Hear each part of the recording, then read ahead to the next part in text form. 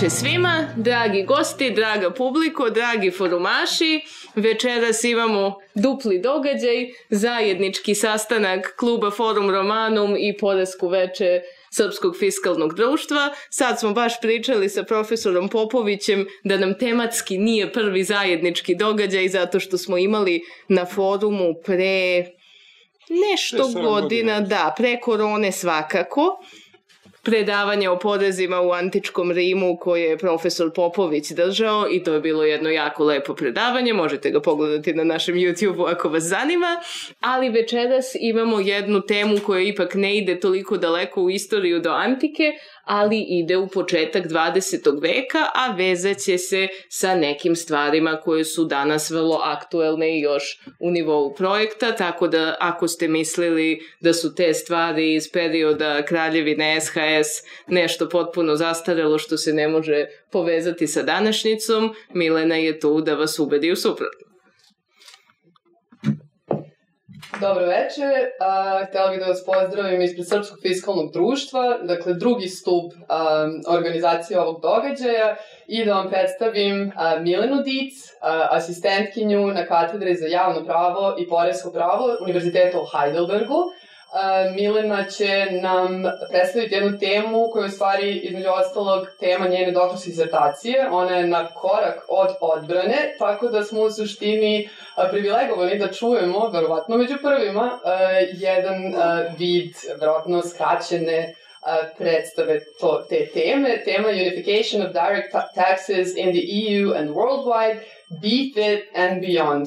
Ove skraćenice, naravno, Milena će nam podrobnije objasniti, ali ideja je da prikažemo unifikaciju direktnih poreza kroz istoriju i ono što se trenutno dešava na svetskoj i evropskoj sceni u tom pogledu. Tako da, Milena, dajem reč. Izvoli. Da, samo jedna napomena, verovatno se pitate zašto se obraćam na srpskom ako nam je gošća iz Nemačke. Milena odlično govori i razume srpski, ali će ovo predavanje ipak biti na engleskom, jer kao dobri domaćini želimo da se gošća osjeća što lagodnije. Tako da, Milena, izvoli.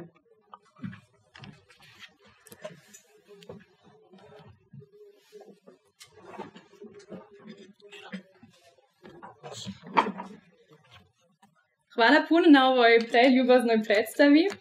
Dobro večer, poštovani dame i gospodo. Zahvaljujem se Pravnom fakultetu u Beogradu, a posebno Svetislavu Kostiću i Lidiji Živković, što su mi omogućili da večeras pred vama referišem. Pošto srpski nije moj materni jezik, uprkos mojim srpskim korenima, zamolila bih vas za razumevanje što su nastaviti da izlažem na engleskom jeziku. So, as Lydia has already announced, the concept of this presentation is the unification of direct taxes. And I will start with a historical comparison in order to then look at the present and future initiatives for the unification of direct taxes. And as you can see on the title slide, here are some players which are nowadays important when it comes to international tax initiatives. And these are the European Union as well as the OECD, the G20 with this year's presidency of Brazil, and finally the United Nations. So for my historical research, or maybe to give you a roadmap before I will start delving into the historical part, after this part I will talk about the unification of direct taxes in the EU, before then coming to Pillar 2, of which maybe some of you may have heard. And finally, I will talk about a very recent proposal of a global minimum wealth tax by the G20. So for my historical research, I have made a lot of references in my PhD project to Professor Popovic's monograph, which is called Unifikacija poreskog prava u prvoj jugoslovenskoj državi. I highly recommend it. For me, it has been the most important source for the unification or for the country report for the SHS kingdom. And the second country I've looked at was Germany. So my research question, which I will show you on this slide, is divided into two questions, in fact. And the first one is the centralization of taxing competencies. which are, first of all, legislative competencies, but also revenue power, and thirdly, administrative power. And on the other hand, on the right side, you can see the question of the exercise of these centralized competencies. And there I'm focusing on corporate taxation, which is on the one hand excess profits taxes, which have been introduced during or after World War I, and permanent corporate taxes. So to give you an overview, because maybe even if the second map may be very familiar to you, the first one is not that much. So what I'm comparing is Germany, which has been a federal state at latest since 1871, when the German Empire was founded. And here you can see a map of the Weimar Republic, which was then founded in 1918 after World War I. The period I'm focusing on in my research is the German Empire in the first years of the Weimar Republic. So 1918 to 1920-21. And in the second column, you can see a map of the SHS Kingdom. And I've called this column maybe a little bit, with a weird name, which is the South Slavic region, which is just in order to also include the predecessor states of the SHS Kingdom, which were the Kingdom of Serbia, Kingdom of Montenegro, and the South Slavic parts of the Habsburg Empire. And as you may know, the SHS Kingdom was a unitary state, but it was a decentralized unitary state, which meant that the local entities had some self-governing powers. So it was decentralized. And then in the third column, there is the European Union, which is neither a federal state, nor a unitary state, nor a confederation. But as the German Constitutional Court puts it, it's a Staatenverbund, which would be something in between a confederation and a federal state. And here the principle of conferral applies, which means that the EU only has the powers, the competencies, which have been allocated to her or transferred to her by the member states. And the common ground of all of these countries or institutions I'm comparing is that they have come together in a way, so as opposed to hold it together. Because even if in Germany before 1871 we had a common language and some common culture traits, the German states were sovereign, and then they found together to form a federal state, and that's why it can be called a coming together federation.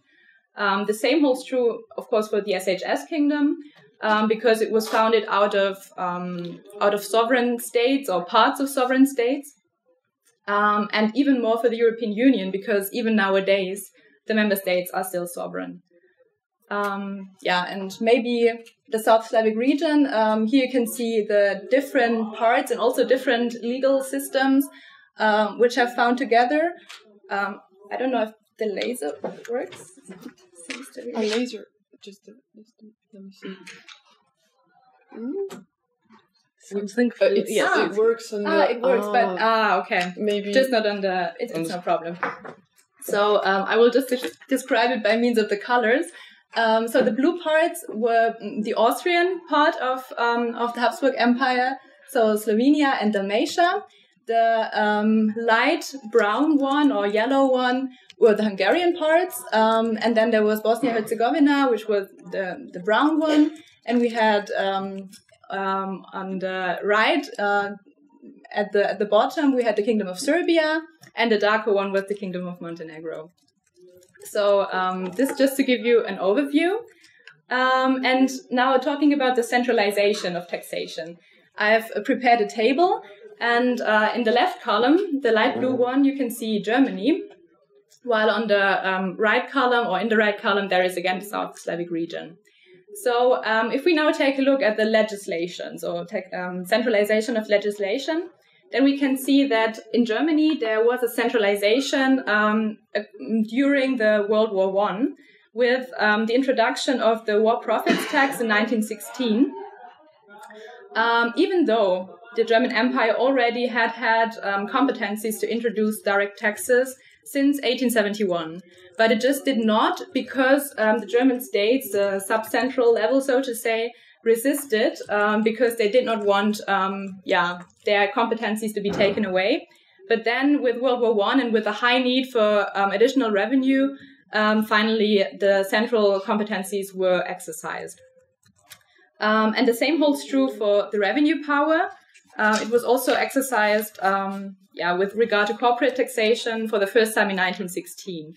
But later, interestingly, with the tax reforms by Matthias Erzberger, who was finance minister in the beginning of the Weimar Republic, the revenue was decentralized in amount, which meant that for the corporate tax, in principle, the federation had the revenue power, but it had to grant 2/3 of the revenue to the lender, so to say, to the subcentral level, in order to compensate them for the loss of their taxes, of their legislative and also revenue power. And then at the bottom you can see the administration, which was only centralized with the adoption of the Weimar Constitution, because for the first time then the federation or the central level had the opportunity to assume the administrative power, which it then immediately did with by means of the Reichsabgabenordnung, which was a law on the tax procedure, and which foresaw that central tax is also administered by the federation. Then we can take a look at the right column, the South Slavic region, and here things look much easier because it was a unitary state, and therefore it was from the beginning quite clear that all the taxing powers were attributed to the central level, with the exception of some surtaxing powers of the local self-governing entities, but I've disregarded them in my research because I wouldn't compare them to federal states, so to say. And here the adoption of the Widowdan Constitution transferred the taxing powers, legislative, revenue, but also administrative powers to the central level, and they also were of exclusive nature. If we now ask ourselves what the purposes for unification were, then the first one, which maybe would come to all of our minds, is revenue generation. Because, as I've told you, Germany as well as the SHS Kingdom had a huge need for revenue during or after the First World War. I will tell you more about this need for revenue later. But this was, of course, the first and most pressing purpose for unification. And it could also in the future be a purpose for an EU revenue power, even if the proposal I will present to you later does not foresee a revenue power of the EU, but maybe in the future, due to the EU's need for revenue, if we talk about the Next Generation EU project, for example, it could become possible. A second purpose is the principle of equality or ability to pay, which has been prescribed in both the Weimar Constitution and also the Widowdan Constitution. Article 134 of the Weimar Constitution read that all citizens without distinction shall contribute in proportion to their means to all public charges in accordance with the law. And very similarly, the Widowdan Constitution in Article 116, paragraph 1, said that tax liability is general and all state taxes are the same for the whole country.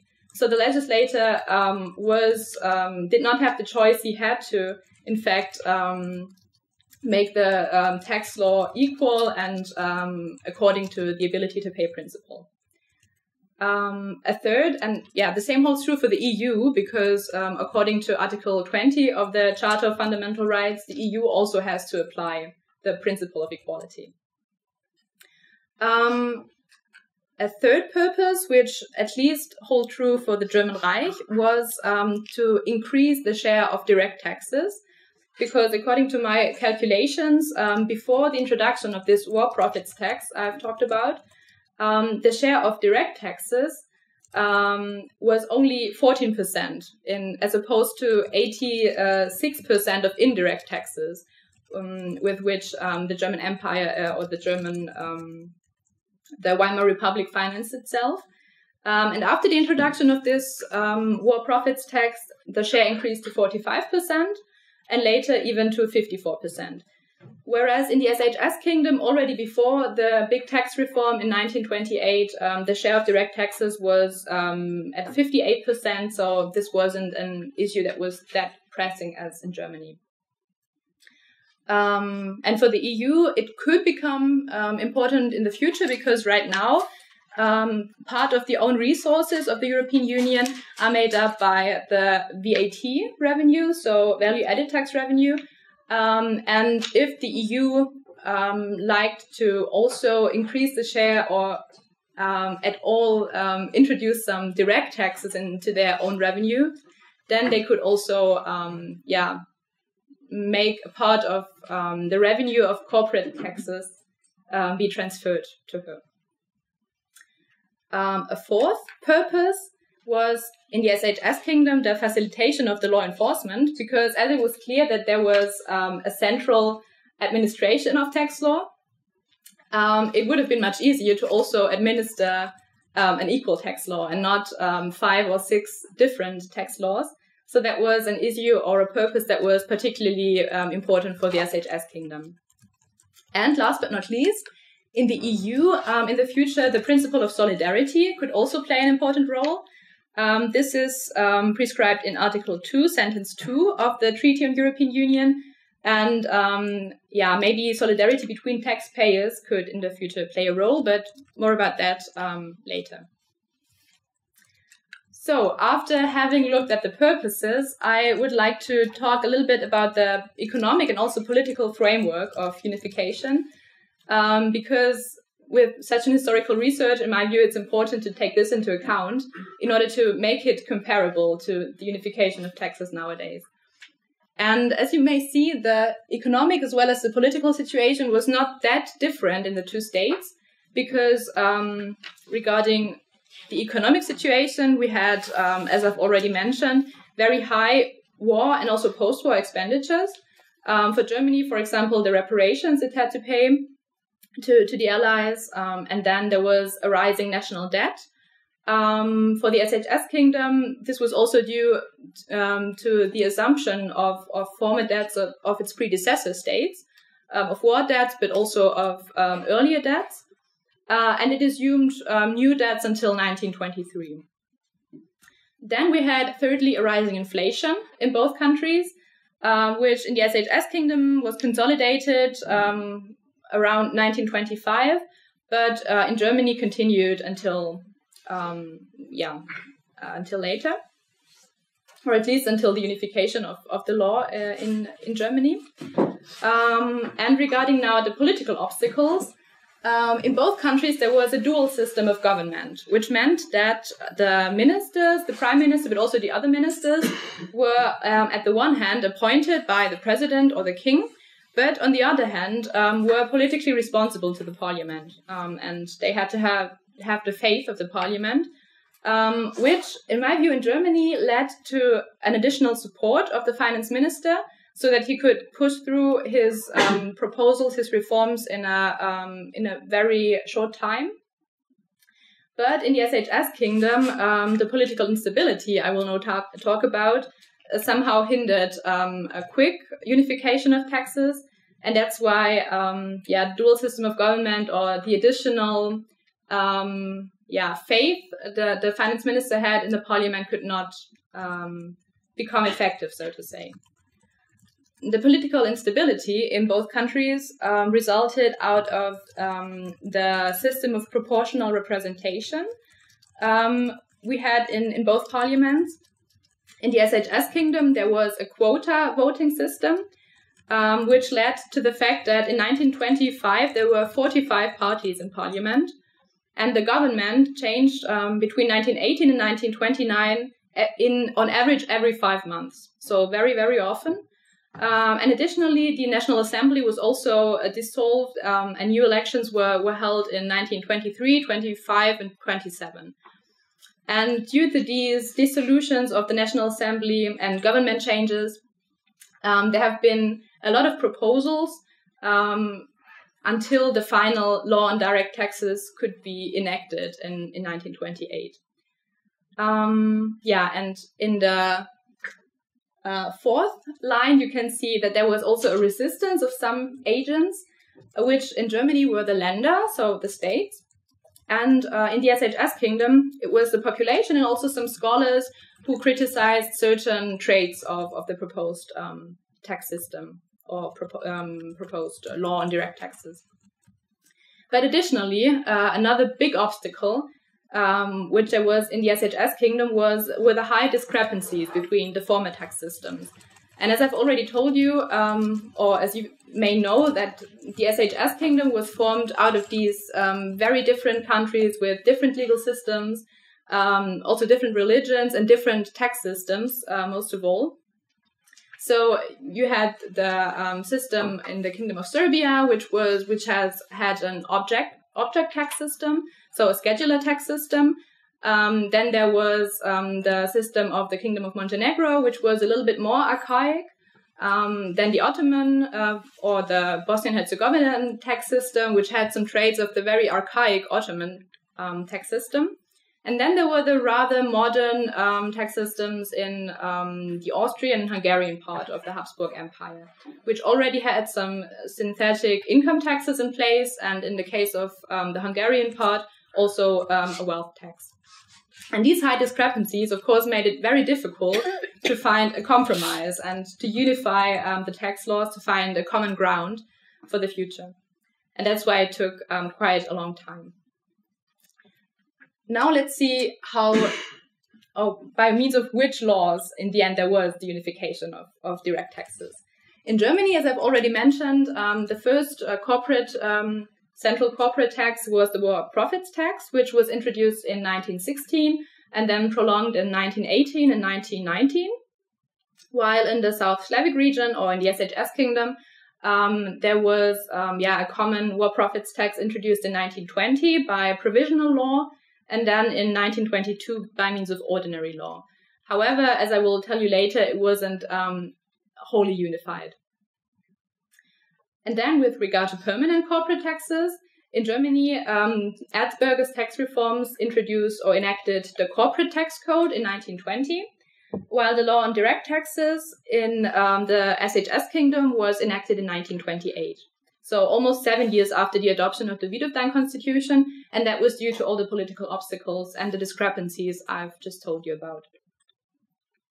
And maybe it would be interesting to see with which technique the tax law has been unified. And there we can see, or maybe first of all, that firstly the excess profits taxes were unified, and only afterwards the permanent corporate taxes. Maybe because the excess profits taxes had a provisional character. And the technique, maybe if I may refer to Professor Popovich's terminology, sometimes took place by means of extension. So particularly modern or pragmatic or useful functional provisions were extended to the rest of the country. Sometimes existing tax laws were adapted to each other. And sometimes completely new regulations or provisions were introduced. For example, in the case of Germany, because corporations were taxed separately from individuals for the first time with this war profits tax. And that's why also a new understanding of ability to pay had to be applied. And that's what led, among others, to wholly, completely new provisions. Interestingly, we can see that if there were large disparities between the existing tax regulations, for example, as with the war profits taxes in the SHS kingdom, then the existing laws were only approximated, because in the Kingdom of Serbia and Montenegro, there had not been any war profits taxes before, but in the former Habsburg regions, they have.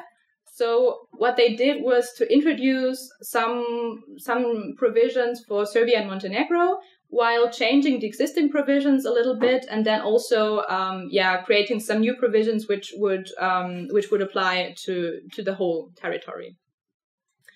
And in the long run, however, there was a complete unification with the law on direct taxes of 1928. And that's where, regarding the corporate taxation, I was focusing on.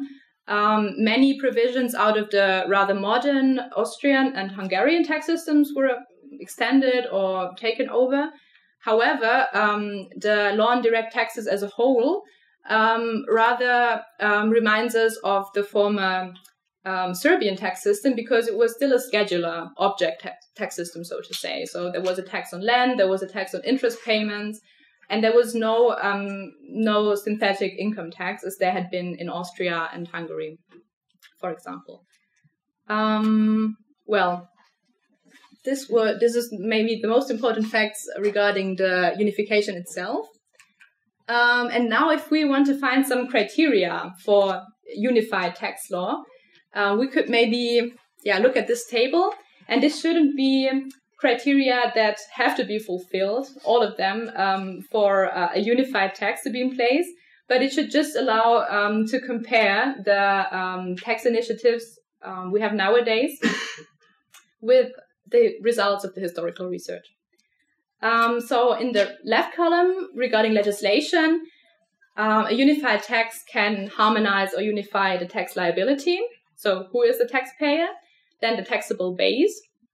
It can foresee consolidation or aggregation, which was not the case in the historical comparison, because I looked at true states. But if we, for example, look at the European Union, which is composed of sovereign states, then such a consolidation aggregation could become interesting or useful. And then lastly, the tax rate could also be harmonized, which has been the case in Germany as well as the SHS Kingdom. And with regard to revenue, a harmonization, a unification could exist in principle, but also we can ask ourselves to which amount the revenue competence should be centralized. That means which share of the tax revenue should be attributed to the central level and which share should stay at the subcentral level. And lastly, in the right column, administration, there would also be different levels of unification or centralization, with firstly an enforcement in individual cases. So this would be a high centralization because the tax law would be applied by central authorities. Then the procedural law can be unified. Central authorities can be established, or new authorities can be established. And there can be a supervision by a central authority. So a supervision of the administration of subcentral units, so to say. So let's keep this table in mind and later apply it to the proposals or initiatives I will now talk about. So let's first delve into the EU corporate tax, and later also the BEFIT proposal, so that you will find out what this acronym actually stands for. If we first take a look at the competencies the EU, in my view, already has for introducing a unified corporate tax, there is on the left the legislative power, which it has according to Article 115 of the Treaty on the Functioning of the European Union. And this article rules that an approximation of laws is possible if the laws directly affect the establishment or the functioning of the internal market. So this allows for harmonization of laws that affect the internal market. And it requires either an appreciable distortion of competition or a restriction of fundamental freedoms. That applies to cross-border cases. The revenue power, in my view, can be attributed to the EU, or it already has it, out of Article 311, paragraph 2, TFEU, which rules for the own resources decision. The EU finances itself by means of own resources, which the member states transfer or allocate to the European Union. And this decision, which has to be renewed every several years, could also include the revenue of a harmonized corporate tax, for example. Because nowadays it already includes own resources that are based on the VAT revenue, as I've already mentioned before. And lastly, in the third box, you can see the administrative power. And there we can take a look at Article 291, paragraph 2 of the TFEU. And while paragraph 1 says that EU law is generally administered by the member states themselves, which is also, which follows the idea of the subsidiarity principle. Paragraph 2 allows for implementing acts to be enacted, and it reads, where uniform conditions for implementing legally binding union acts are needed, those acts shall confer implementing powers on the Commission. They could also be conferred to the Council, but I'm focusing myself on the Commission. And it is not undisputed, but in my opinion true, that the Commission or the European Union could also, by means of this provision, administer or enforce the substantive law in individual cases. And lastly, there is Article 17, paragraph 1 of the TEU, which already allows for a supervision of the administration of the member states by the European Commission. So these are our competencies, and let's now finally look at BEFIT. BEFIT is an acronym for Business in Europe, Framework for Income Taxation. And it is, in fact, a proposal by the European Commission, which it has issued on the 12th of September 2023, so a little bit more than a year ago. And in fact, the Commission based its proposal on Article 115 TFEU, which I have just invoked. And the whole proposal, however, has to be seen in continuity to the CCCTB proposals of 2011-2016. And CCCTB means a common corporate consolidated tax base. The idea is the same, and now they've just created an acronym that sounds maybe more interesting. But in both cases, it regards a harmonized calculation of the corporate tax base, and afterwards the tax base is aggregated and allocated to the member states. What does this mean now? So in the 2011 and 2016 proposals, there was a consolidation, but an aggregation as opposed to consolidation means that the transactions within the group members, so within the BEFIT group members, are not disregarded. This is the only difference to consolidation. But what happens is that profits and losses are netted out. That means that if a parent company has a subsidiary in Croatia, subsidiary A, and a subsidiary in Germany, subsidiary B, and subsidiary A makes a profit, but B makes a loss, then this profit and this loss can be netted out, and effectively this leads to a cross-border loss recognition. So the losses of, state B, are recognized, and the total tax burden therefore is decreased, which of course is favorable for the group as a whole. And if we now look at the personal scope quickly of this proposal, we can see that companies that are tax resident in the member state, or also permanent establishments of third state companies located in the EU, are comprised if the group they belong to prepares consolidated financial statements and has annual combined revenues of at least 750 million euros in at least 2 of the last 4 fiscal years. But however, if the revenue is lower, the group can still opt in for the application of these BEFIT rules. And the BEFIT group, lastly, is composed of the ultimate parent entity and all the other companies in which the ultimate parent entity holds directly or indirectly at least 75% of the ownership rights or of the profit rights. This is our BEFIT group. And for the calculation of the taxable base, which is harmonized by the proposal, it takes the annual financial statements as a starting point. And from this starting point, the proposal foresees some adjustments.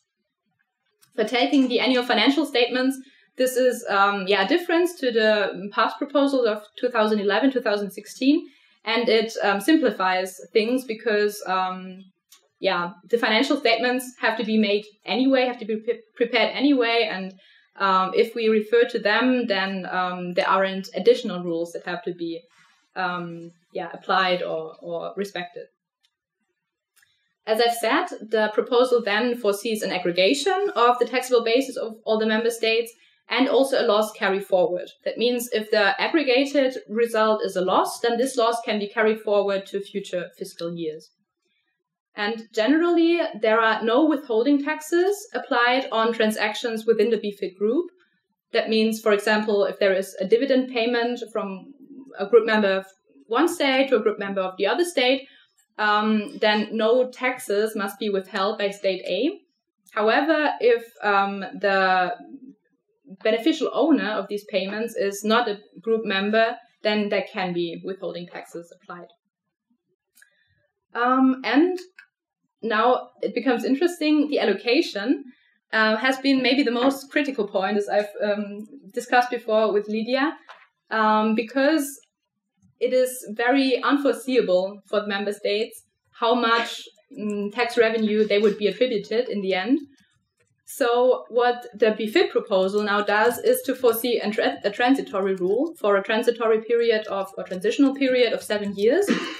And during these 7 years, the distribution is linked to the average distribution of profits in the past. So in the foregoing 3 years. So it doesn't change very much. It is just carrying on of the status quo, so to say. But only after this transitional period, the Commission could maybe propose a true formula for a formulary apportionment, which would then, for example, include labor and tangible or intangible assets, and could also include, for example, sales revenue. And this formula then, would remind us of the CCCTB proposals of the past years. And if this formula not included in the future does not include income, then transfer pricing, I don't know if this concept is familiar to you, would also become superfluous. However, what the proposal also includes or foresees is an adjustment of the allocated portion of the tax base by the member states. So after the tax base has been aggregated and then distributed, allocated to the several member states, the member states themselves can apply adjustments according to their member states' corporate tax laws. And on the one hand, it includes very specific deductions, for example, for contributions and donations to charitable bodies, for pensions, and also for local taxes. For example, in Germany, there would be a local trade tax, which could be deducted. But above that, the member states would be free to increase or decrease their share by additional items without any limitation. So on top of all these specific deductions, they could, for example, foresee a lump sum deduction of 50%. And the problem is that, on the one hand, this ensures enough leeway for the member states to take into account economic, social, also cultural specificities and to apply economic policy measures. But at the same time, if it's unrestricted, then this authorization threatens to undermine the idea of neutrality of competition, which was the initial idea of the proposal. And therefore, in my view, it's not suitable. And if we lastly now take a quick look at the administrative procedure, which is included by the BEFIT proposal, then it includes such a group tax return, which is called BEFIT return. So not only tax returns by the constituent entities of the group, but for the group as a whole. Then a so-called BEFIT team should be formed or created, which would consist of the BEFIT or the members of the tax administrations of every member states concerned. So in our case, for example, one member of the tax administration of Croatia and one member of the German tax administration. It also rules on individual tax returns and tax assessments, on joint tax audits, and on the appeals procedure. And what is the idea behind it? If we have an aggregation of the tax base, and then one member state has to change its tax assessment due to some appeals or due to a joint audit or an audit in general, then the other member states have to be able to react on this. So first they have to be informed that there is an adaptation at all, and they have to be able to also change their own tax assessment so that the total tax base in the end stays the same. If we now apply our criteria we have found before on this BEFIT proposal, then we can see that in the left column, so the legislative column, there is a high degree of unification because the tax liability is unified, the tax or should be unified. It's still a proposal. The taxable base as well, and we have an aggregation. However, the tax rate is not unified, so the member states are still free to apply their own tax rates. Of course, with the limitation of Pillar 2, but I will talk about that later. However, in the revenue column, you see that there is no unification or centralization because the EU itself would not participate in the tax revenue, but only the member states themselves. And then in the third column, administration, we can see that there are a few provisions about procedural law. And the European Commission can not on the grounds of the proposal, but already on the grounds of Article 17 TEU, supervise the member states when they administer this European directive, future European directive.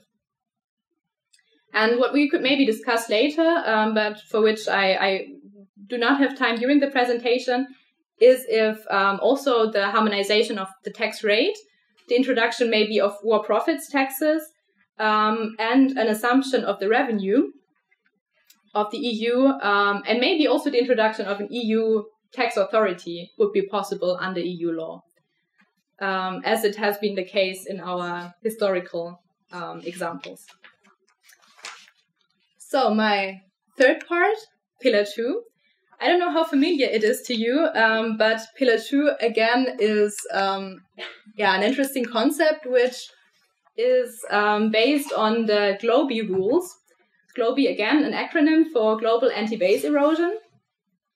And this Pillar 2, as opposed to Pillar 1, is part of the OECD and G20 BEPS inclusive framework. BEPS means base erosion and profit shifting.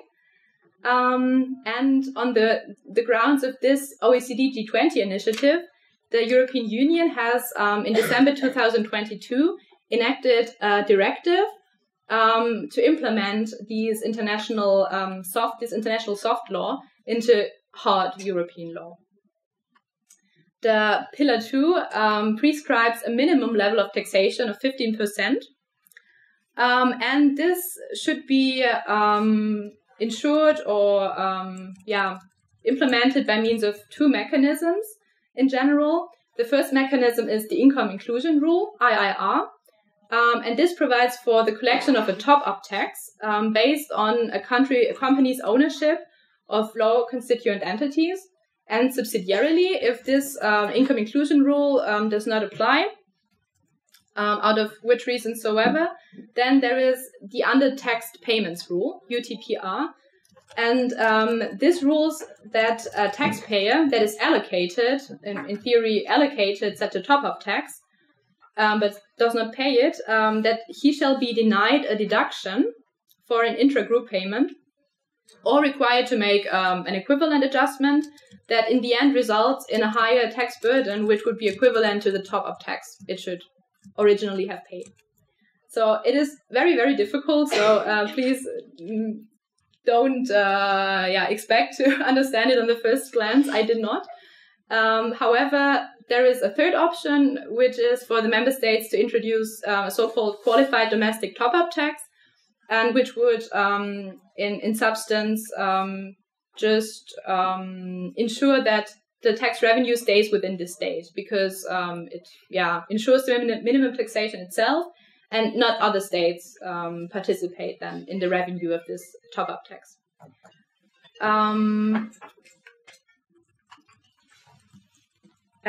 Above this minimum tax rate or the harmonization of the tax rate, the directive and also the GLOBE rules also include a harmonization of the taxable base, but only insofar as it is necessary for the purpose of this Income Inclusion Rule and Undertaxed Payments Rule.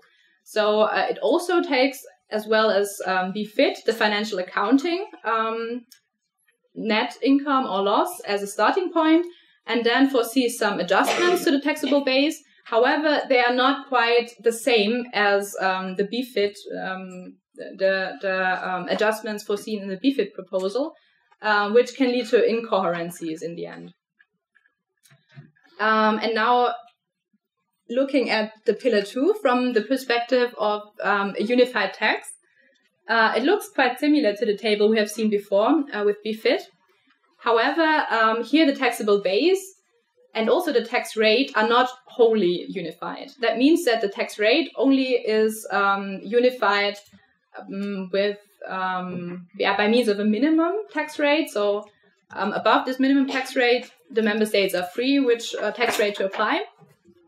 Of course, this is to this extent more than BEFIT foresees, because BEFIT does not harmonize the tax rate at all. But also the taxable base is only harmonized for the purpose of this minimum taxation. So if a member state does not have to apply the IIR or UTPR, because it already has an effective tax rate of 15% or more, then the harmonized rules for the taxable base do not have any impact. So it's just a partial harmonization of the taxable base. The revenue, again, is not attributed to the EU, so it stays with the member states. And with regard to administrative provisions, the BEFIT, the Pillar 2 directive only includes 1 or 2 articles about procedural law, which is in substance just a provision for tax returns. So for a common tax return of the whole group, but there are not that many administrative provisions as foreseen by the BEFIT proposal. So last but not least, let's continue with the global minimum wealth tax proposal, which is quite recent, and which has been discussed on last week's Congress of the G20 in Brazil. So this proposal is based on a report by Gabriel Zuckman of June 2024 on a blueprint for minimum taxation of ultra high net worth individuals. So UHNWI. And the Brazilian presidency of the G20 this year has taken Zuckman's report as a basis for pushing towards greater tax fairness worldwide. And in his report, Zuckman describes that nowadays the effective individual income taxation in 3 countries he compared, so the Netherlands, France, and the USA, is only progressive up to the 95th or 99th, more or less, percentile, and afterwards regressivity sets in. And in fact, according to his numbers, in the Netherlands, the tax rate drops to 0%, while in France to 1.7%, and in the US to 8% for dollar billionaires. So this is the last percentile he looks at, so dollar billionaires. And why is that? What he does is to apply a very wide notion of income. So he refers to the national income, and that, for example, also includes income that is retained in corporations and not distributed to the individual taxpayers themselves. So, for example, in holding companies. And because of this application of this wide notion of income, the effective income taxation becomes regressive in the end. And according to Zuckman, this is due to 3 reasons. Firstly, that ultra-high net worth individuals can prevent dividend distributions to themselves if they have a high amount of shares in this specific company. They can also refrain from selling their shareholdings and just decide to keep them. And they can hold their investments in holding companies. And all these 3 measures, so to say, prevent them from generating any taxable income. And on top of this, ultra-high net worth individuals generate almost all of their income from shareholdings. So all of these reasons I've just mentioned become even more important. And on this basis, Zuckman now proposes, or firstly, states that there is a very high untapped potential for tax revenue and also for the redistribution of wealth. And therefore, he proposes a minimum tax of 2% on the wealth of dollar billionaires. And of dollar billionaires, there are approximately 3,000 worldwide nowadays. And with his estimation, there would be an additional annual tax revenue of $200 to $250 billion. But it is important to note that this proposal now does not regard companies, we've just talked about in the earlier proposals, but individuals. And the technical implementation of this minimum wealth tax could be made in three ways. The first one is a presumptive income tax. The second one would be an income tax on a very broad notion of income, which would, for example, also include profits out of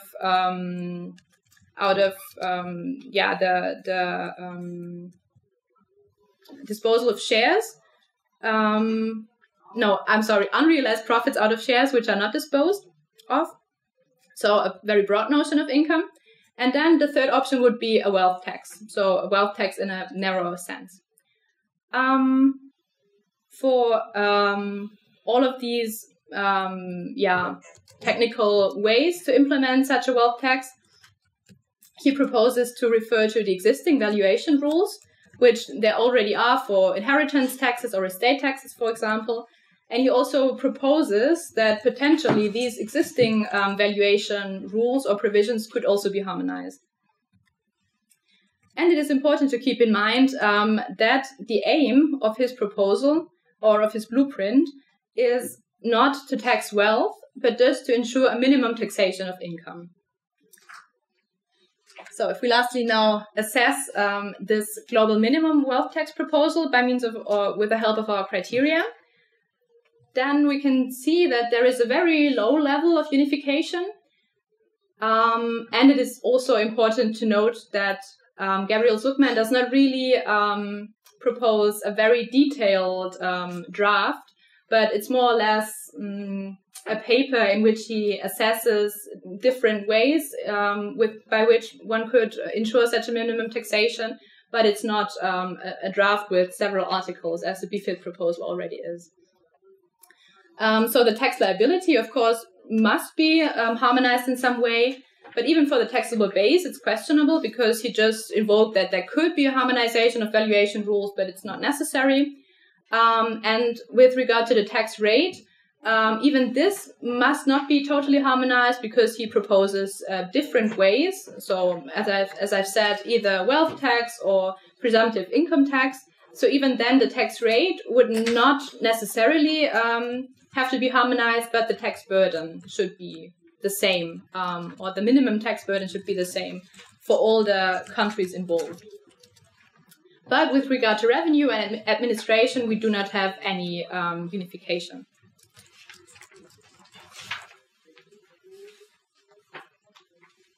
So, if we now proceed to our conclusion of all the unification initiatives and also, of course, the historical comparison I've talked about, then we can see, if I, just a minute, if I may quote two sentences out of the G20 Leaders Declaration, which was adopted last week on the G20 conference.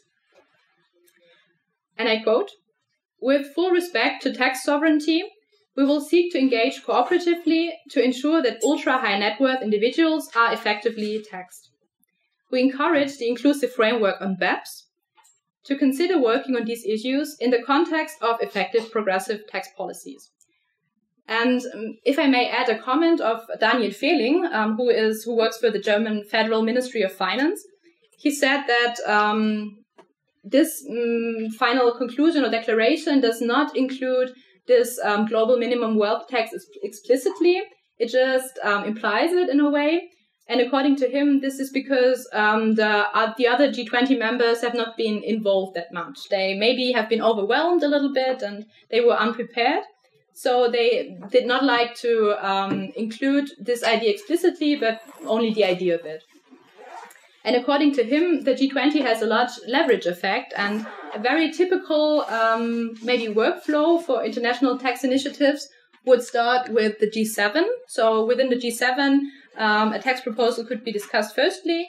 Then it would be handed over to the G20 with Brazil's presidency of this year. And afterwards, the OECD could be included because of its huge expertise in tax matters. And this is, as you may remember, exactly what the G20 Leaders Declaration proposed, to hand it over to the OECD. And in the end, potentially, the EU, as it has been the case with Pillar 2, could then implement an agreement that has already been found on OECD level in European Union law. And the advantage of this would be that member states, which would maybe be reluctant to agree on tax initiatives within the EU, but have already agreed on the OECD level, on the international level, they are somehow under pressure to now also agree within the EU and to not make use of their fiscal veto they have due to the unanimity principle. But we must not forget the United Nations, which becomes a player in international tax law that is more and more important. And the UN also made us listen up last week on the 19th of November, when the General Assembly decided to begin a formal negotiation on a framework convention on international tax cooperation. And apparently this framework has big plans because it relates firstly both to corporate and individual taxation. And it also wants to address tax evasion and avoidance by high net worth individuals and ensure their effective taxation in relevant member states. So this sounds a lot like the proposal we've just heard about from the G20. And as we can see, the plans of the UN are not, for the future, are not that small or compared to the OECD. So cooperation and unification could play a role on this level or in this format even more in the future. And maybe a conclusion we could draw out of this workflow, or also out of this assessments we have made before of the historical examples and more recent examples, is that the boundaries between tax cooperation on the one hand and tax unification on the other hand are blurred, and sometimes they could shift over time. So cooperation could become unification. And that's why we should look to the future. We're interested and see which other unification projects might come up. With that, I want to thank you very much for your attention, and looking forward to your questions.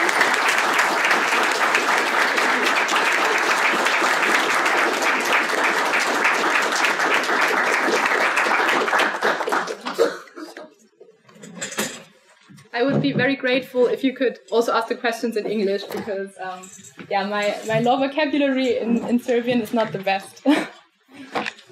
Okay, Milena, thank you very, very much for this beautiful presentation. And I guess now we have quite a bit some time for questions. So, Profesor Popović. Ne bih nazvao ovo pitanjem. Pre bih želeo da izrazim svoje veliko zadovoljstvo što sam imao priliku da saslušam ovo sjajno izlaganje koje pokazuje da je Milena spremna da u jednom uporednoj primjeni obe metode i metode međunarodnog poreskog prava i pravne istorije da odgovore na vrlo složena pitanja. Namerno govorim na srpskom jeziku zbog toga što ovde imamo heterogenu publiku i veoma sam srećan zbog toga. Ovo nisu samo članovi Srpskog fiskalnog društva, kojima je možda dosta toga poznato što se tiče aktivnosti OECD-a. Ovde imamo i ljude mlađih godina koji se još nisu susretali sa fenomenima međunarodnog poreskog prava. I utoliko ću se potruditi, i vi mi nećete zameriti, da samo nekoliko opštih napomena dam kako bih učinio jednostavnijom buduću debatu koju ćemo nastaviti. Ono što sam želeo da kažem jeste odličan izabran primer nemačkog ujedinjenja i ujedinjenja jugoslovenskih zemalja, makoliko postojalo nekih pola veka razlike između jednog i drugog događaja, jer je u suštini Nemački rajh i dalje funkcionisao tako da je sve do sredine Prvog svetskog rata praktično fiskalni suverenitet pripadao lenderima, velikom broju tih zemalja koje su učinile Nemački rajh. Nije to bila samo Kraljevina Pruska, bila je tu i Bavarska, i Saksonija, i Baden, i Württemberg, i Hessen, i da ne nabrajam. Mnogo više nego što današnja Savezna Republika Nemačka ima svojih lendera. I zato je taj poduhvat unifikacije koji je počeo jednim ad hoc uvedenim porezom vezanim za ratne profite, doveo do velike reforme tamo negde 1919-1920. godine i od tada je u Nemačkoj uspostavljena ta unifikacija direktnih poreza, ne govorim o indirektnim, jer i nemački umzašteuer je uveden tokom Prvog svetskog rata, ali to je posebna oblast i o njoj ne bih govorio. U Kraljevini Srba, Hrvata i Slovenaca sličan proces se odvijao.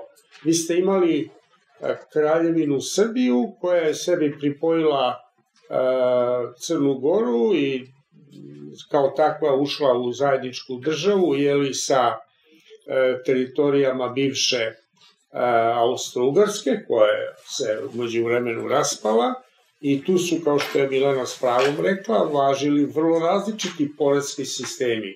Austrijski u Dalmaciji i Sloveniji, ugarski u Vojvodini i ostatku Hrvatske van Dalmacije, propisi predratne Kraljevine Srbije na onoj teritoriji koju ona pokrivala i koji su se vremenom preneli na teritoriju Kraljevine Crne Gore, bivše Kraljevine Crne Gore, koja je imala i neke svoje propise koji su vrlo brzo bili povučeni. I postojala je Bosna i Hercegovina koja je bila kondominijum Austrije i Ugarske i tu je važio neki reformisani otomanski sistem nasleđen iz Turskog vakta.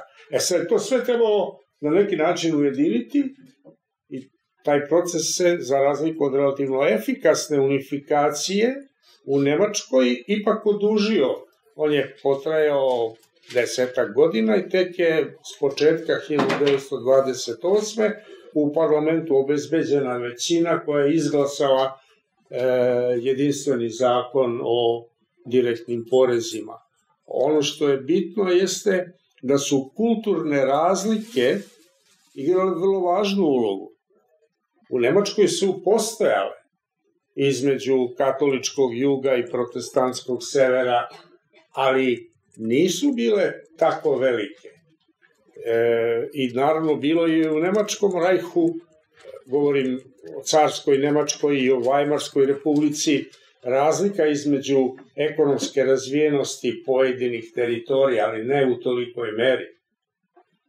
Nemačka je bila, da vas podsjetim, druga najjača ekonomska sila, ili treća najjača ekonomska sila, kada je počeo Prvi svetski rat, odmah iza Ujedinjenog kraljevstva i Sjedinjenih Američkih Država.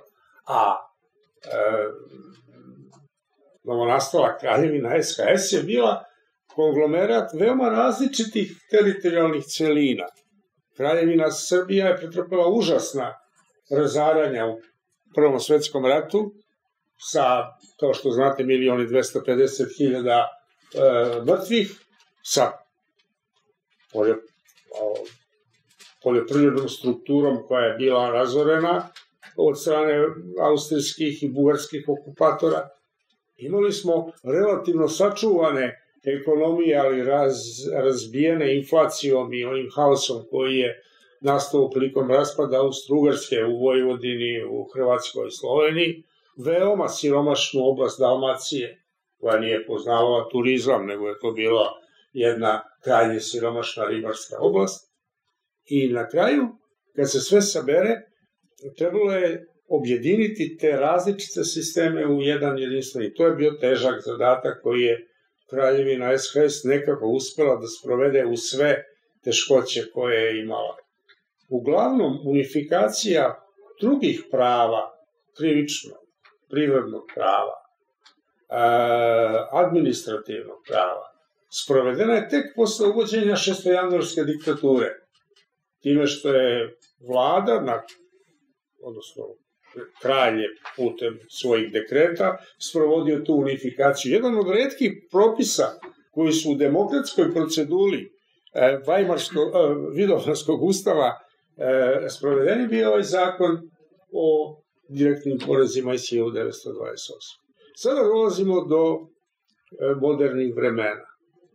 Da li se može praviti paralela između tih unifikacija nemačkog i jugoslovenskog, koje su zaista zaslužuju da budu upoređene, i nečega što je atipično, to je Evropska unija, koja, kao što vidimo, predstavlja svojevrsnu kombinaciju jednog i drugog, federacije i konfederacije. Svrha nekakvog harmonizovanja neposrednih poreza nije ista kao što je u državama poput Nemačke ili Kraljevine SHS. Svrha je obezbeđivanje efikasnijeg funkcionisanja jedinstvenog unutrašnjeg tržišta Evropske unije i samo u meri u kojoj je neophodno zarad tog efikasnog funkcionisanja unutrašnjeg tržišta se isprovodila harmonizacija direktnih poreza. Drugo je pitanje PDV-a i akciza, takozvanih indirektnih poreza. Ovde se išlo prvih decenija postojanja Evropske unije na dosta restriktivan pristup i cela ta filozofija o ovoj zajedničkoj konsolidovanoj osnovici CCC, pa koliko C-a ima TB, to je počelo 2011. 12. ne znam kada, evo već 12 godina je to relativno mrtva priča, zato što postoje očigledno otpori u zemljama članicama koje ne žele previše fiskalnog suvereniteta da prenesu makar i kroz direktive, na nešto gde oni neposredno ne mogu da utiču. Sada dolazimo do OECD-a, G20 i svih ovih BEPS inicijativa. Ono što je novo, što je iznenadilo i mene i mnoge druge, jeste kako je relativno uspešno sprovedena prva BEPS reforma, takozvani BEPS 1.0, jer je već od 2012. do 2015. serija od 15 BEPS akcija usvojena i relativno uspešno se implementira. Preko 100 država je već pristupilo multilateralnoj konvenciji o implementaciji tih mera koje sprečavaju eroziju poreske osnovice i prebacivanje dobiti u zemlje sa niskim porezima, a tiču se ugovora o izbjegavanju dvostrukog oporezivanja. I na nacionalnom planu, kroz nacionalne zakone, mnoge države su donele razne anti-BEPS mere kojima se dakle bore protiv te vrste izbjegavanja plaćanja poreza. Problem je što u doba digitalizacije vrlo je teško odrediti gde se nalazi rezidentstvo nekoga od učesnika u tim multinacionalnim grupama kompanija. Vi ste pre 100 godina, kada su postavljani temelji međunarodnog poreskog prava, imali čvrsta pravila igre. Rezidentstvo se vezivalo za fizičko prisustvo, i s druge strane stalna poslovna jedinica kao permanent establishment, kao prisustvo, fizičko prisustvo nerezidentnog lica na teritoriji druge države. To je bilo ono što se dakle relativno lako moglo utvrditi na bazi kriterijima fizičkog prisustva. Ovde toga nema. vi sad možete sedeti u Mumbaju i odande vršiti poslove preko kompjutera, preko interneta u bilo kojoj državi. Zato je sada čitava serija novih mera preduzeta u okviru BEPS 2.0 paketa i to su pilar 1 i pilar 2, stup 1 i stup 2. Meni se čini, mada nisam čuo da je Milena to eksplicite rekla, da je BEFIT inicijativa reakcija Europske unije na pilar 1, na stup 1, koji je OECD po nalogu G20 počeo da priprema. Dakle, to se odnosi na multinacionalne grupe koje imaju 750 miliona evra, ako sam dobro razumeo ukupan promet. Dakle, svi oni manji od toga ne potpadaju pod pravila pilar 1, odnosno ovoga BEFIT-a, ako je to isto, ako je BEFIT varijanta pilara 1, ali ono što je važno to je da se sada narušavaju vekovim, odnosno 100 godina ustanovljena pravila o transfernim cenama koja su omogućavala da se kako tako kontroliše kretanje novčanih transakcija iz jedne države u drugu državu. Šta su transferne cene? To su cene po kojima se odvijaju transakcije između povezanih lica, gde jedno lice utiče, jedna kompanija utiče na drugu kompaniju. Sada, da bi se sprečilo da se tako prebacuje dobit iz jedne zemlje u drugu, time što ćete fakturisati ogromnu cenu za neku uslugu koja je bila beznačajna, uvedena su pravila o cenama van dohvata ruke koja kažu sve te transakcije moraju da se prevedu na cene po kojima bi se odvijale među nezavisnim partnerima, među onima koji posluju na slobodnom tržištu. Pilar 1 čini mi se da menja tu filozofiju i zato ste vi sada govorili o formuli da se u okviru tih grupa kompanija koje su locirane u raznim državama članicama, a to pitanje će se otvoriti i globalno, jer nije samo Evropska unija igrač u ovoj novoj svetskoj igri, nego će i zemlje koje nisu članice Evropske unije time biti zahvaćene. Kako će se sada transakcije unutar te grupe čija je promet veći od 750 miliona evra odvijati? Po kojim kriterijima ćete zameniti transferne cene? I to je dakle jedna vrlo, vrlo složena priča. Pilar 2 ili drugi stup ima zadatak da obezbedi da se spreči nelojalna poreska konkurencija. Srbija ima porez od 15% na dobiti, na prvi pogled bi trebalo da bude mirna, međutim, ta njena stopa od 15% nije efektivna stopa. Mnogi od nas plaćaju efektivno značajno manji porez na dobit. Oni koji su investirali više od 8,3 miliona evra i zaposlili više od 100 radnika, oni na neodređeno vreme su praktično 10 godina oslobođeni plaćanja poreza na dobit. Dakle, njihova efektivna stopa može da bude 0% ili blizu nule. Ako ne uvede Srbija 15% porez na njih, onda će matična kompanija biti u obavezi, a matična kompanija recimo u Italiji, bit će u obavezi da uvede top-up porez.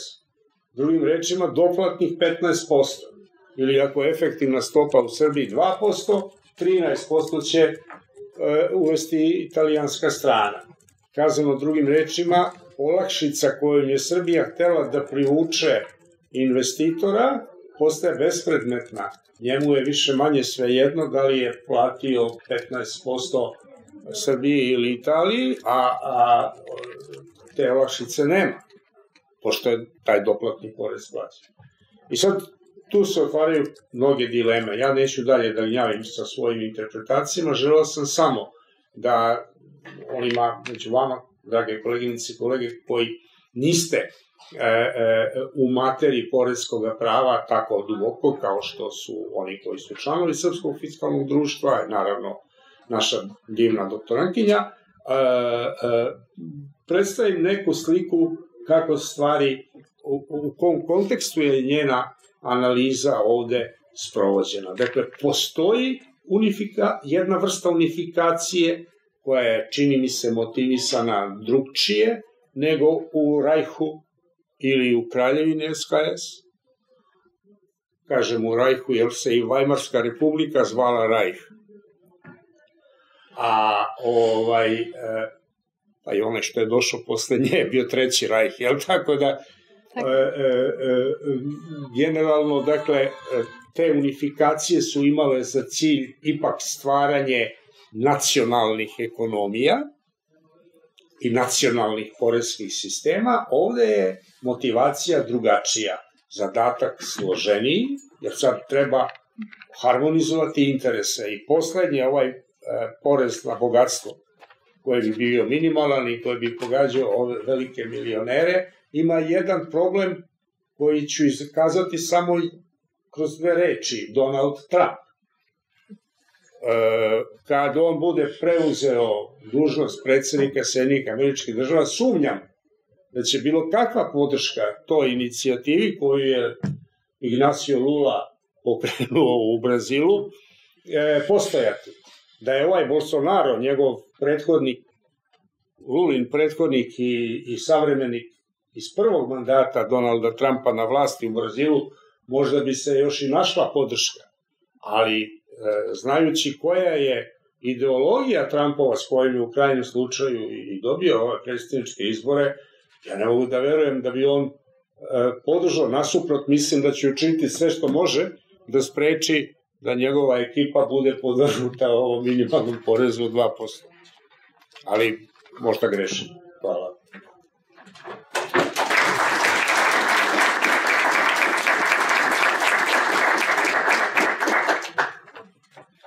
Milena, would you like to address the question? Yes, sure.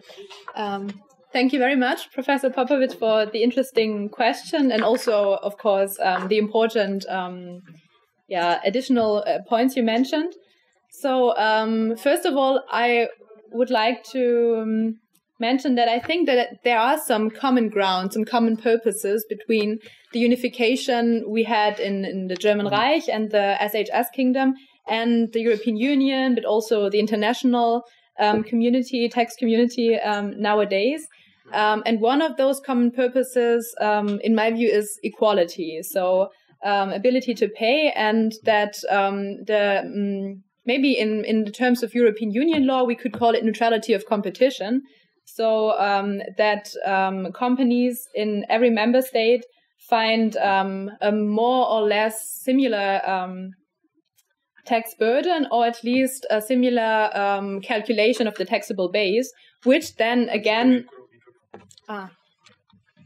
thank you, which then again facilitates the law enforcement or the administration, because of course if the tax law is equal or at least approximated, harmonized, then it makes it easier for companies to act cross-borderly, and also for the tax administrations to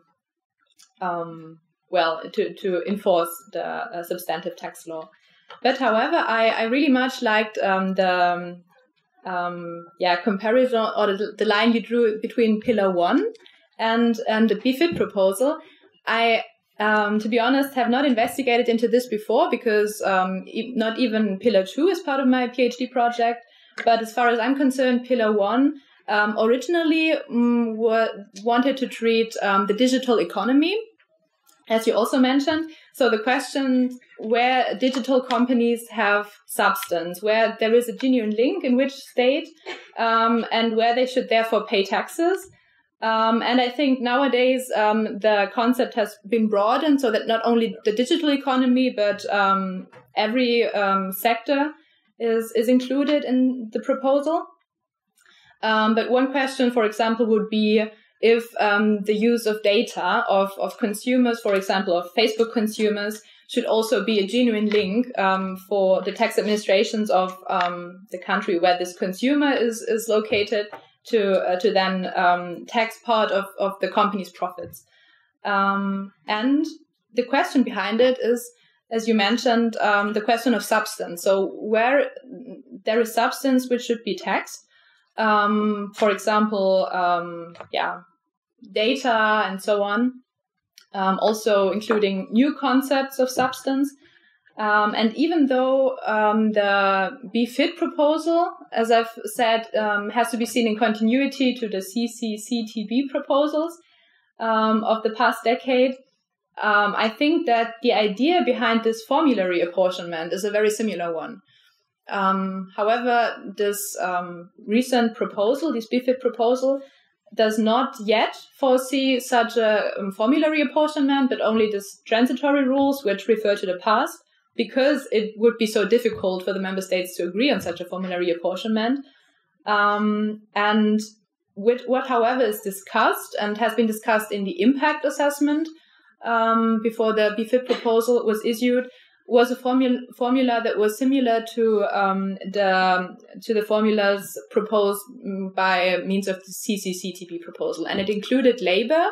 So labor, either payroll or number of employees, or also both. Then the second factor would be assets, and the question is only tangible assets, also intangible assets. While the third factor would be sales, for example, sales by destination. So the member state in which the products have been demanded, so to say, have been bought, should then also participate in the profit of this company. And it is very difficult to foresee how this formula then would distribute the profits of companies to which it would apply. And that's also, an obstacle to the agreement within the EU, because member states would not know or could not foresee certainly whether they would lose part of their tax revenue or gain more tax revenue in the future. And what maybe also came to my mind when you talked about this formula and formulary apportionment was in fact the multilateral DTC. You also, with Professor Kostic, wrote an article about, and which Lydia Živković sent to me a few months ago. This was the Rome DTC, so it has never been ratified, but it was a proposal in 1922 for the successor states of the Habsburg Empire, if I'm correct. And the difficulty with this multilateral double tax convention was also that it was very unforeseeable for the signatory states how their tax revenue would be distributed in the future. And as opposed to bilateral tax treaties, double tax treaties we have nowadays, it would have been even more unforeseeable and even more difficult to count with tax revenue in the future. And I think that's also a problem we have with the BEFIT proposal, that at least this formulary apportionment would be very difficult to agree on. And even if we now firstly have this transitory rule, then it's very unclear what would happen after these 7 years. Nobody knows it. And if member states now agree unanimously to adopt this directive, then it could only also unanimously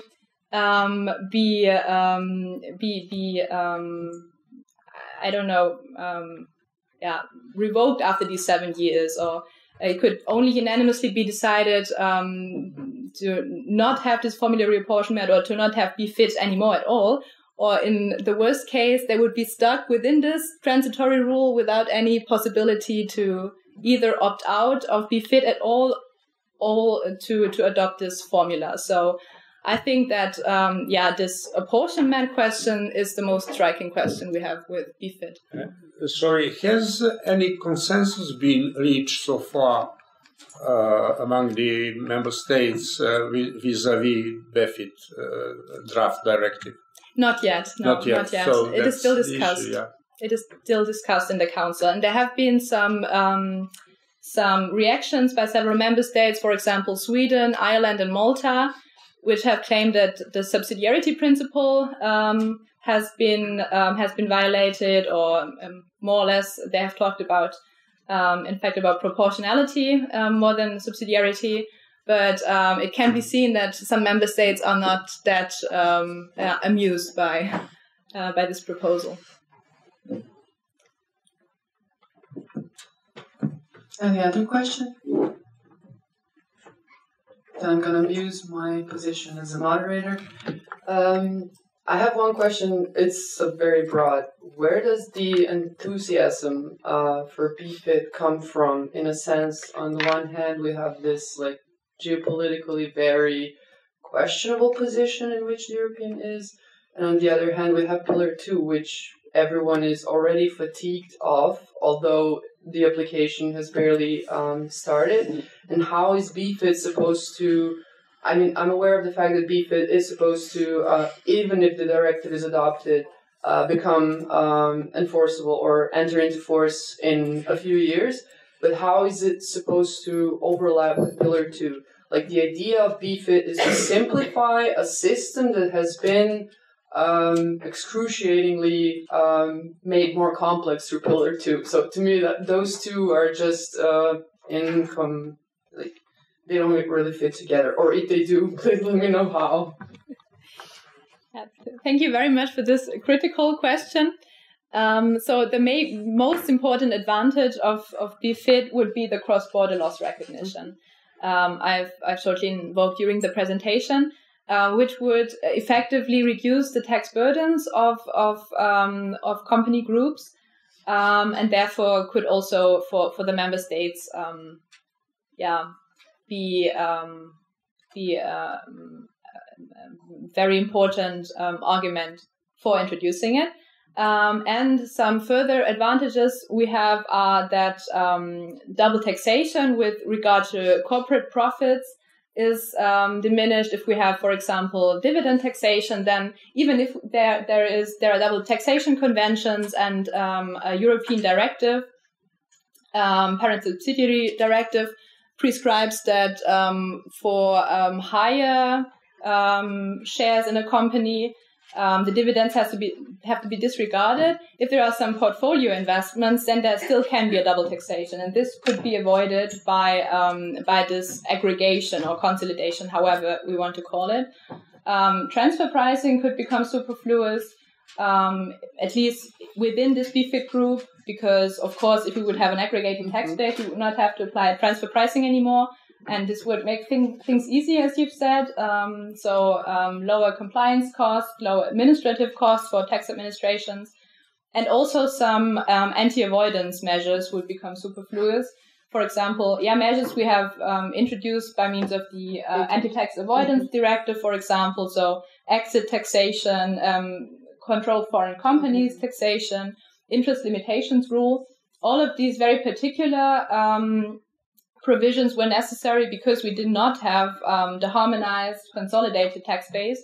But if we had it, then these ad hoc, so-called, provisions could become superfluous and could, make things easier, so to say, and could lower the administrative and compliance burdens.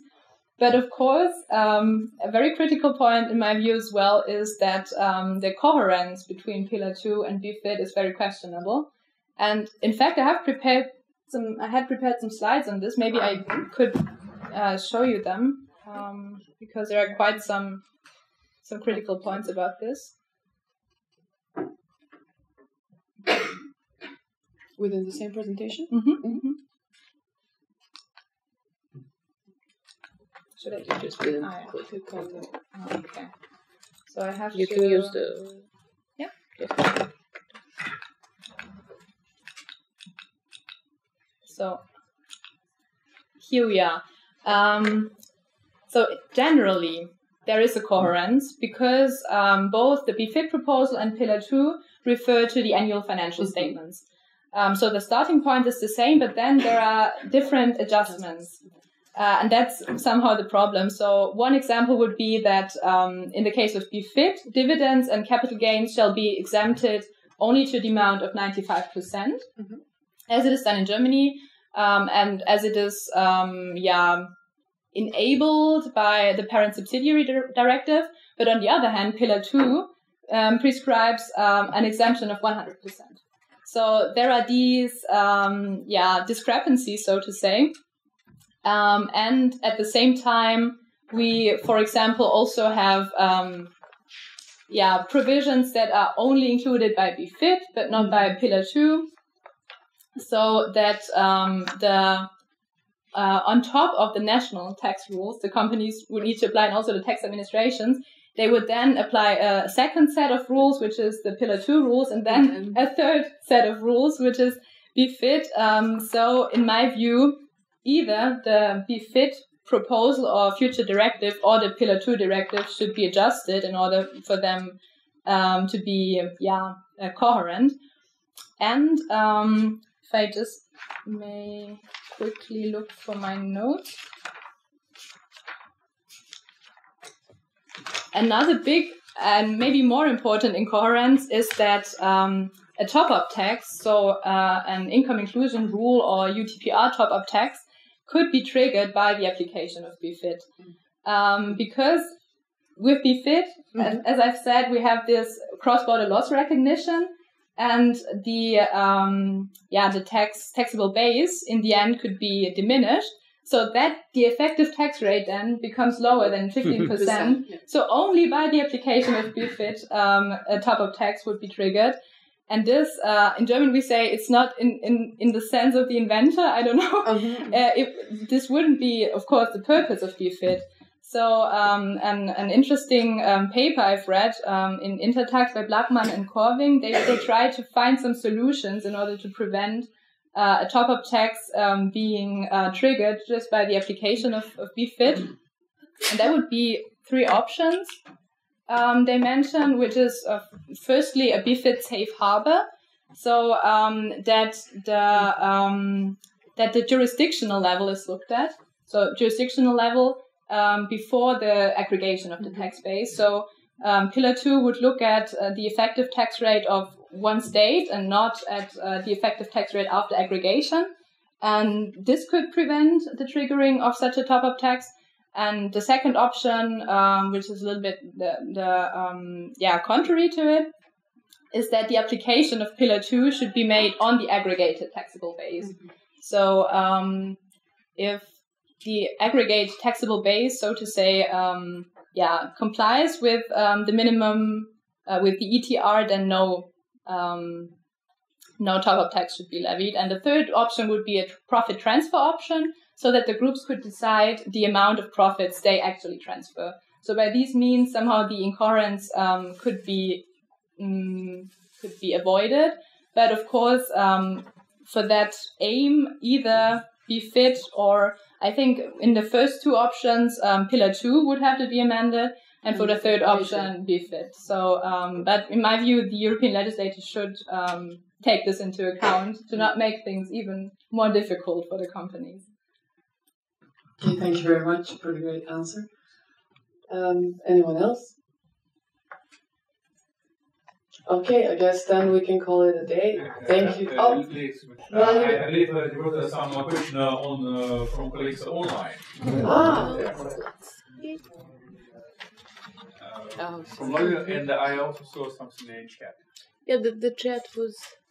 Okay, so we have one question in the chat that we'll read out, and then Vladimir, you can say. So in the chat we have, in theory, could the whole EU have one taxation system? If yes, would that lead to the step of total unification of EU in something like a confederation? Would that be something good, or is decentralization the better approach?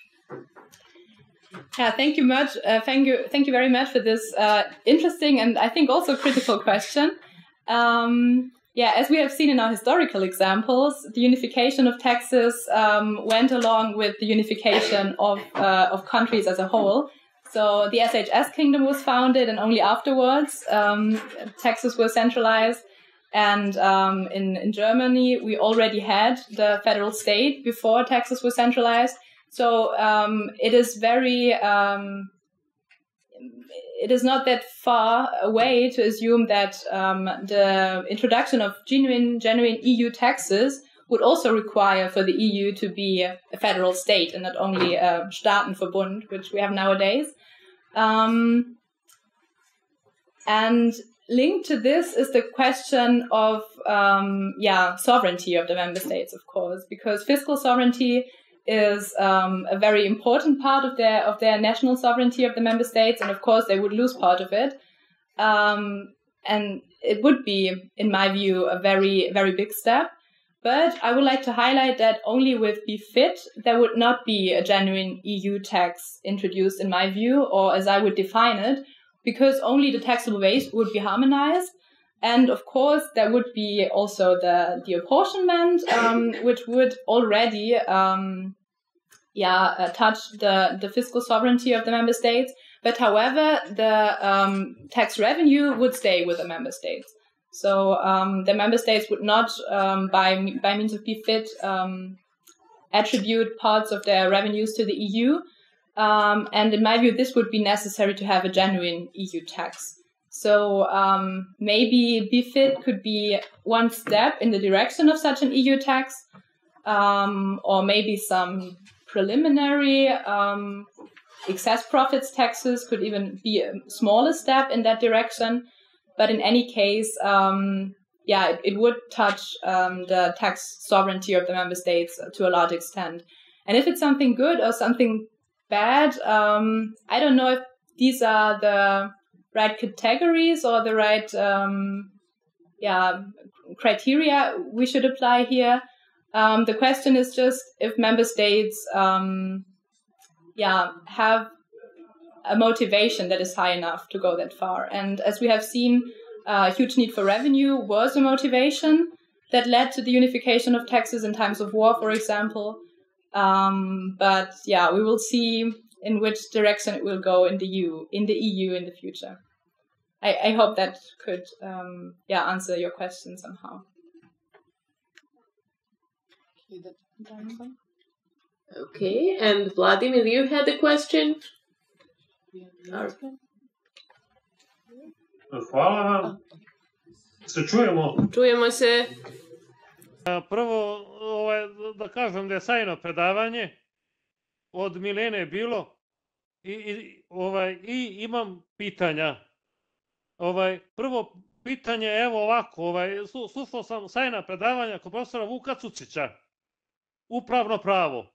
Poznato je da upravno pravo ima izuzetan spoj, vezu sa poreskim pravom. Međutim, danas poreska administracija, ti što rade, ti što donose, znači taj pravnik, ta služba što donosi poreska rješenja, uopšte poreska administracija, izuzetno slabo poznaje upravno pravo. Da li ste vi u tom pravcu i u tom cilju išli da proučavate i takve pojave iz SHS-a? Da li je to tako onda bilo? Dalje, sjajna predavanja kod našeg profesora Vuka Radovića, stečajno pravo, kompanijsko pravo, trgovinsko pravo. Imao je sjajno predavanje kod naše profesorice Nine na forum i stečajno pravo kroz istoriju. I upravo iz 1930. 31. godine bili su sjajni zakoni iz privrednog prava. Posebno je naglasio zakon o stečaju. Upravo se odnosio na fizička lica. Samo da li ste isto istraživali za stečaj i za oporezivanje kompanija? Da nije bilo dvostrukog oporezivanja. I što se tiče krivičnog prava, bavim se kriminalistikom i krivičnim pravom. Evo da kažem da mi je profesorica Nina dala jedan tekst, krivični zakonik iz SHS-a. Bio sam izuzetno pozitivno i iznenađen. Lep, jasan, kratak. Danas ovi naši zakoni su ne kažem za krivični, ali iz zakona o privrednim društvima zakon o stečaju, znači imamo, znači, da je prepun, znači, stavova, po 20 stavova. Dalje, to je rekao i Vuk, i profesor Vuk Radović, za naš crnogorski zakon o stečaju, zakon o insolventnosti je bio, to je bila masa stranih izraza. Znači, sudije nisu mogle da ga tumače i da shvate šta je zakonodavac hteo da kaže. Pa eto, da li ste istraživali i u tom segmentu ondašnje zakonodavstvo? Duže je pitanje, pa... Thank you very much for the question, or the questions. I'm not quite sure if I've understood everything, but maybe I could say what I've understood and you could say me if something misses, Lydia. So if I've understood correctly, then the question is if I've also investigated into the unification of other parts of the law, so administrative law and maybe criminal law. In relation to tax issues. Yeah. Bankruptcy law, commercial law. I have to admit that I haven't. And that's it. I would like to tell you something else, but what I know is that at this faculty in Belgrade, Professor Popovic has told me there was a project on unification of not only tax law but also other areas of the law, and I think you had some joint conference on this, from which this monograph you wrote then somehow has evolved. Yeah, but yes. there is a collection of papers. Collection of papers from that conference, which is covering all these branches of law. I think there wasn't criminal law. I think nobody did criminal law in the end. But because the professor who was supposed to prepare the paper, he did not do that. Yes. So.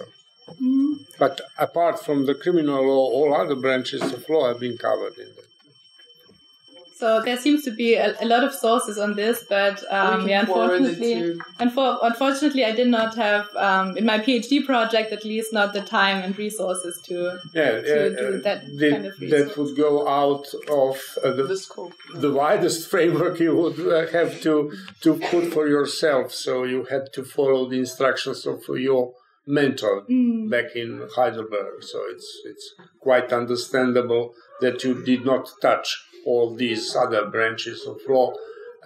We are aware of the weakness of the existing system of tax administration here in our country, and at the Faculty of Law we have a special course for our tax advisors.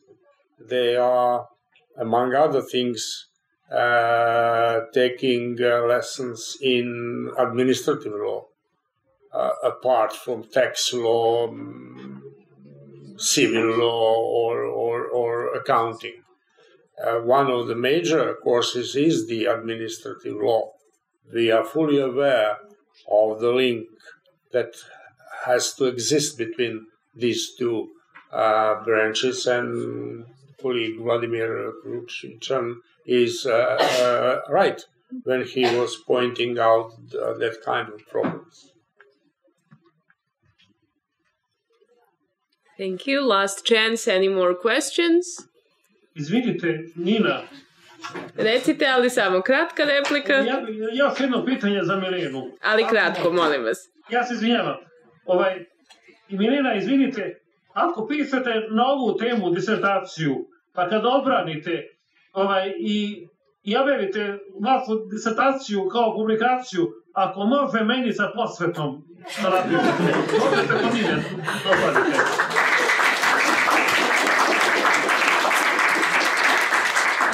Naravno, to mi je najbolji kompliment. Hvala vam puno. Hvala svima na pažnji i hvala Mileni još jednom. Hvala Milena, bilo je fenomenalno i hvala svima koji su se pridružili.